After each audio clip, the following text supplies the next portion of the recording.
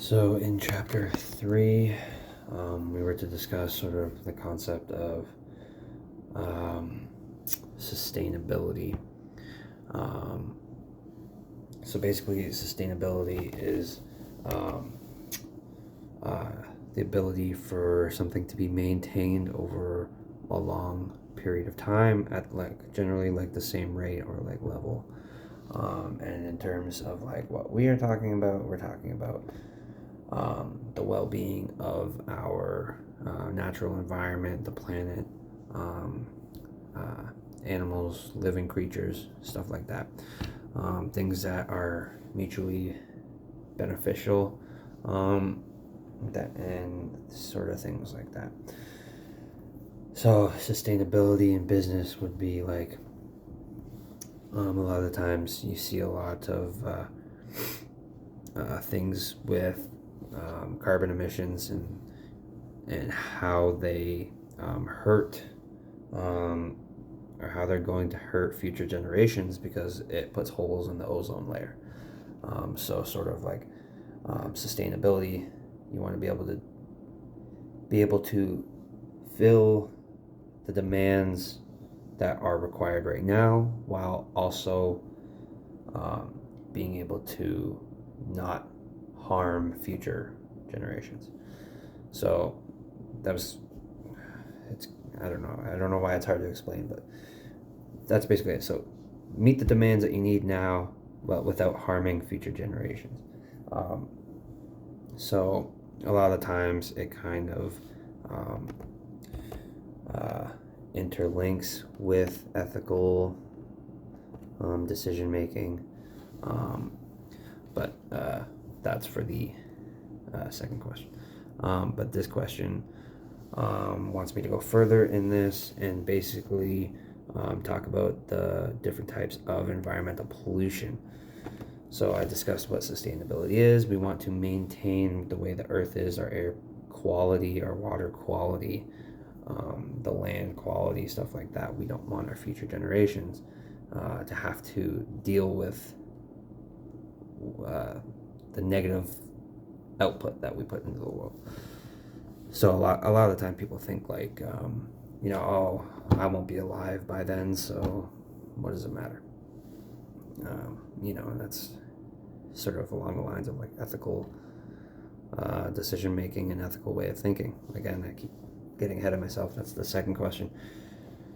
But you want to be able to meet your demands that you need, and then be able to provide,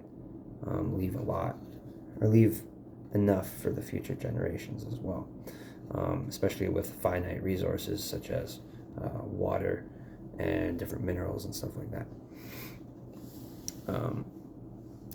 Basically, there are different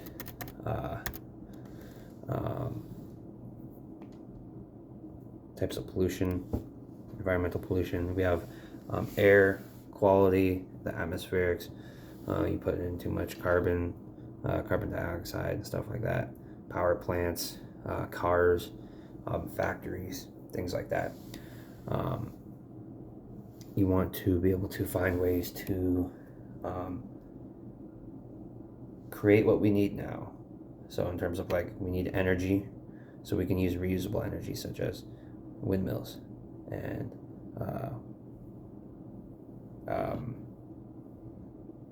those things that go on the top of the roof and they take the sun, I forget what they're called, stuff like that. They use the resources that are not finite in a sense, I guess, and use reusable energy sources. That's what would be sustainable. So you produce electric cars are a big one too. So cars, for example, a bunch of CO2 emissions into the air. So we're thinking sustainability here. We think, okay, electric cars, they help the environment. Then we have different legislative things such as the Clean Air Act that's put into place for that. Only companies can only produce so much CO2 into the air. Carbon emissions have to be regulated and stuff like that. And then you have water pollution. Surprisingly, in the U.S., that's certain areas that have a big problem with this. There are a lot of polluted water in certain areas. Flint, Michigan is a big one, because I live near there.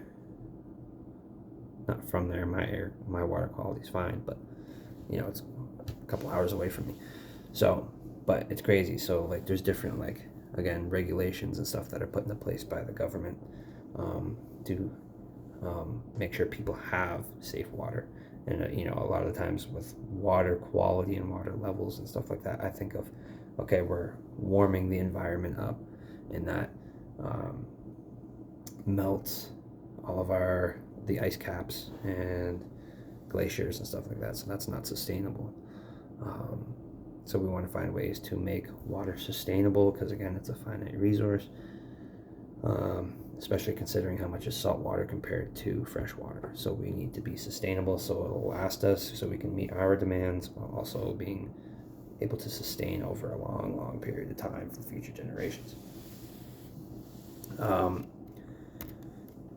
Land quality, again, we can't just like dump garbage anywhere we want. We also are being more conscious about how the type of packaging that we use, whether it's biodegradable and things like that. So in terms of that's a sustainable choice, things that are biodegradable versus things that take millions of years to decompose. That's sort of like thinking sustainable, and I think we're starting to get into